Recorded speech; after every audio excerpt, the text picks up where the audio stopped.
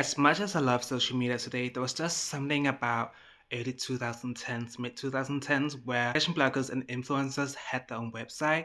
It was just a different environment, and it was like no music, like it was just like peaceful and it's just aesthetically pleasing to look at. And one of them that was like one of my favorites was Amy Song. Her style was always on point, and her website really complemented her style.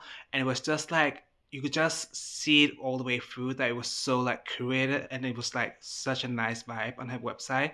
And I also really liked how images back then was like taken. It was like on a DSLR camera and it was like very like detailed and contrasted and it was like very much like it was just perfect. It was so much different from like a picture on the phone. Like a phone cannot do the same things like a DSLR camera can do, and the standard back then was so much higher. And there were the influences that we also have today, like that don't really know about fashion and stuff like that. But there were definitely a lot more influences, and especially fashion influences that really spoke and really knew how to write about fashion, which was really interesting and always fun. Often people would like take the pictures like paparazzi style, and it was such a cool vibe back then. And still feel like it's a cool vibe, and it was so raw, and there was no filter. It was just like pure like personal style and the way that you look. Like no one had altered their facial features like they do today.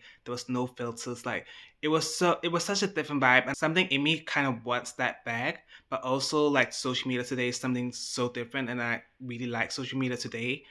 I don't even know if I have the capacity to like read a whole blog post today because we're so used to just scrolling, doom scrolling all the time. But and people had their own unique style and the way that they look, unlike today. And Adam Gallagher was like one of those guys that was like one of the top male bloggers, and he did a really good job. He really put the standards high. Then we had Style Pantry. Her style is still good today. She's still online, but back then it was like these are like the photos that she would post every day. Like the standard back then was so different. And then we have Style is My Thing. Her style was like it was just designer from top to toe, and she was always wearing like tallest pumps, and her style was so effortlessly chic. And she's from Oxford in the UK, and she always had that in the background. It was just like so beautiful to look. But back then, people just had a lot more context in why they would purchase things, and they really gave things an extra thought. And I really miss that aspect of the fashion influencer world because people are just jumping on whatever trend that is right now just to get views.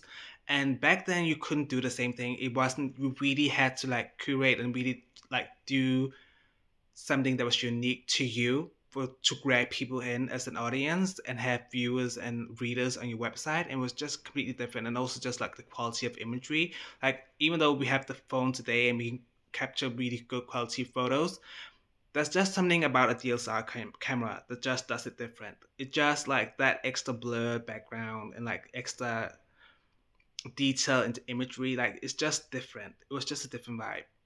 Yeah. Am I the only one who's missing it?